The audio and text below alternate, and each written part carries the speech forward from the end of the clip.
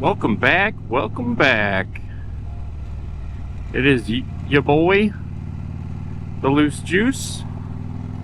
Today, we're gonna crank some hogs. I'm gonna talk about the elephant in the room, and the elephant being this Road King. The last couple episodes I told you I've been kind of just gently working my way back into riding ever since my buddy Aaron's accident. He's still recovering pretty well. Go ahead, go show some love to Nothing at Random. Sounds like he's going to be putting out a video this weekend talking about his experience with the crash and all that. He doesn't have any footage from it. I mean, it's spoiler alert, but still think you should go show him some love, show up. Anyways, Road King. Today is the first day. It is actually almost to the day. It's been 2 months since I've ridden this. Largely it's a mental thing. The only other thing I just have been putting it off was on my trip to hell. This bike was throwing a couple engine codes. One was for engine temp sensor and one was for the O2 sensor. Talking it through with the boys. I am a dumbass, and I don't want to hear all your "you should have known better," all this, whatever. I've already put it to bed, but I had a high flow intake on here. I think it looked pretty good. Kind of looks like a little ding dong, hanging off the side. It's all erect off the side. It helped make the bike sound a little better, but I didn't ever have it tuned for that. And so having slip-ons, I've got Reinhardt's, and never having reflashed the ECU to adjust for the intake, I think that's what caused all my issues there. So I don't know what the deal was though, because I was riding this bike around just fine around here and whatnot.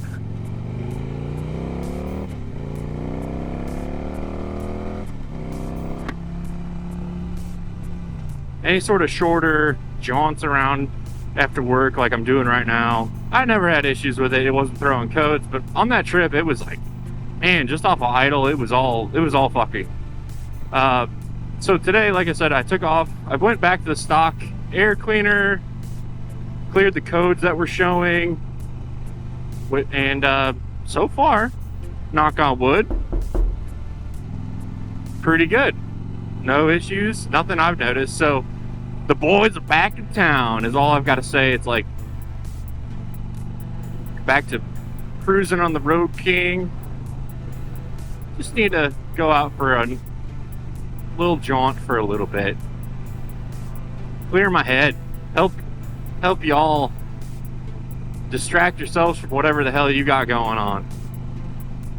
Get out. I'm out in the breeze. It's a really beautiful day. Can't complain. I was just don't tell my bike, but I was on Facebook Marketplace, and I don't know how serious I am about the thought of trading in this bike. I'm sure in the future I'll be able to come back to this and go, you knew you had your mind made up. Anyways, I found a 2021 Pan America Special with less than 4,000 miles on it for under 11 grand. And I don't think I'll actually do that. Like, I don't think I'll actually pursue that bike, but the thought has crossed my mind. That's a wicked bike. That's a really good deal. It looked like it had been dropped on its side, on the right side, but the crash guard and the muffler took the brunt of it, and that was, I mean, it's just a barely scratch. So I don't give a shit. It's an adventure bike. They're meant to be ridden a little hard, right? One man's opinion, at least. I don't know. What do you all think? Y'all know I'm not like Harley only channel. I like all bikes. I like adventure bikes. So I don't know. I guess I am lending more thought to the idea of trading, but not only that, but trading to a Pan America or some other adventure bike. I think it'd be really neat.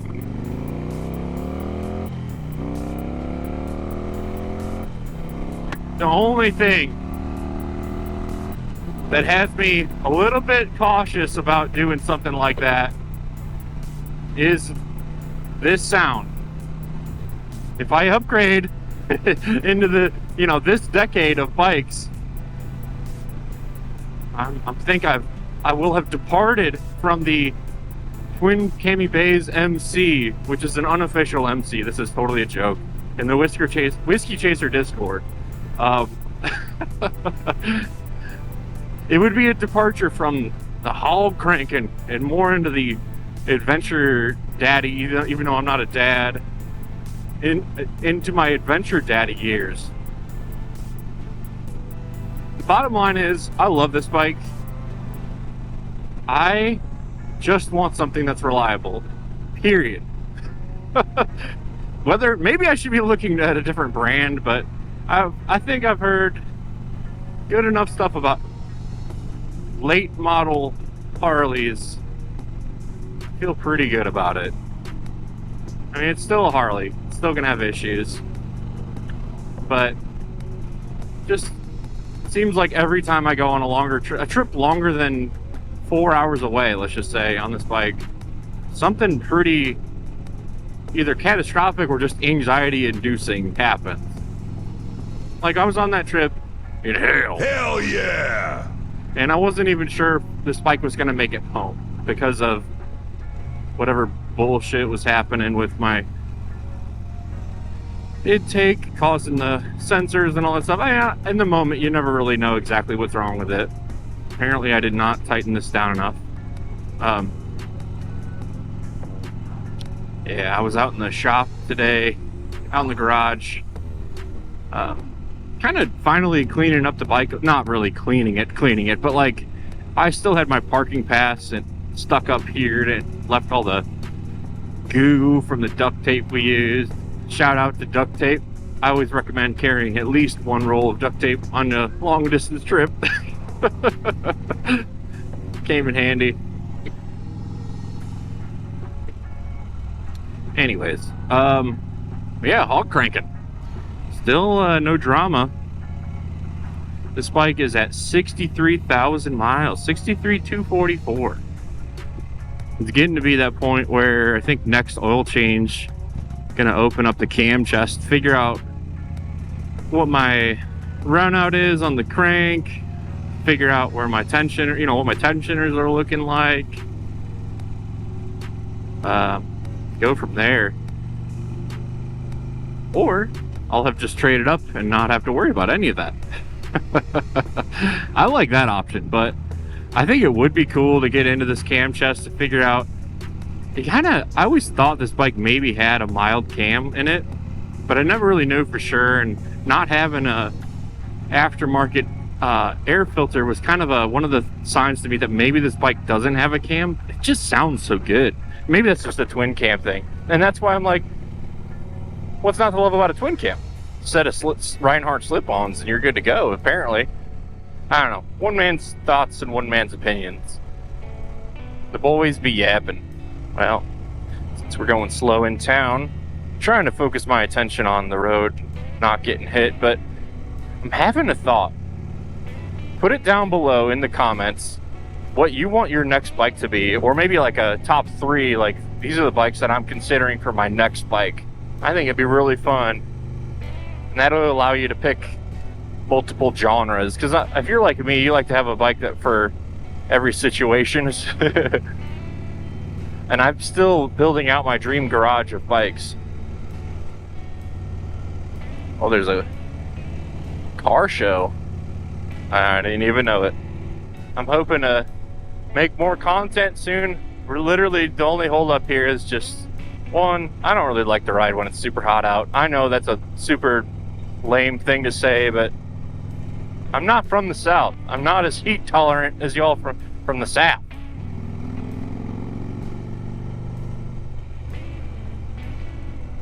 And the other thing was just, getting back into the comfort of riding. Obviously, I know how to ride. I didn't lose all my skills. It's only been a month or two. I mean, not really like a month. I've been riding, just not this bike. I will say I do have a pretty big birthday coming up. Turn 30. I am looking forward to turning 30. Put my 20s in the past. I think the hope is that I'll figure my shit out in my 30s. I don't know. Talking with some people that are older than me, it sounds like sometimes maybe good, sometimes maybe shit. Some people really, you know, start to figure their shit out and their debt situation, their life situation, and others it's a continued journey. Obviously, I'd much prefer to figure out my debt situation, but I'm living. Livin, living. Nothing wrong with that. Man, it is so nice out. This bike is running great. I know I'm probably jinxing myself. I can't express to you how much I appreciate that. Just cruising around slow like this, not like on the highway. The fact that it's running good is, it's just really supremely nice right now. Because I didn't have any issues on my way back from hell. When I was on the highway, it wasn't flashing the trouble codes or anything. It was just kind of slow speed cruising, which, man, the roads around there were beautiful. I wish I had, I don't know, I guess I never really addressed that. Or maybe I did. I had some footage from the hell camp out, but I didn't like the way it turned out, so I never posted it publicly. There is a video on my Patreon if you want to sign up for my Patreon. The link is in my description through the link tree. But I will say that's not my finest work. The views were good, but I was really bummed out because my buddy had just crashed and was in the hospital. So, yeah. Good to be back. Got to get back up on the saddle, mount that horse, ride again, cowboy. I don't know why I got all Western on you, but that's okay. Ain't nothing to it but to do it. Man, I might need to give my rear brake some attention. I don't know. Also, still never really readjusted my clutch. I'm just used to it. It's still a little jerky, but it runs fine. Maybe that's a question for you all. Just about the brake thing, not the clutch thing. My front brakes, I had to redo the pads on that at the beginning of this season, or sort of the beginning of the season. I didn't mess with the rear brake. The pad looks fine, but maybe I need to change the fluid out. Anyways, now it's starting to feel a little like maybe I need to look at the pads. But when you're riding, do you tend to bias more of your brake to the front or the rear, or do you use one exclusively over the other? I feel like there was a point in time, especially with people that ride Harley, that like they just use the rear brake. That to me seems kind of silly. But you do you. Who am I to judge? I definitely like to do both, but with a bias towards the front brakes, since that's most of your stopping power. I don't know. Food for thought. And I should have taken the windshield off today. Especially with this goofy thing. I gotta figure that thing out. Alright, well, I don't need to let this one drag on, man. Just back in the saddle. Wanted to say hi. All my internet homies out there. My hog crankers. My Honda hopefuls. My Suzuki Savages. I don't know.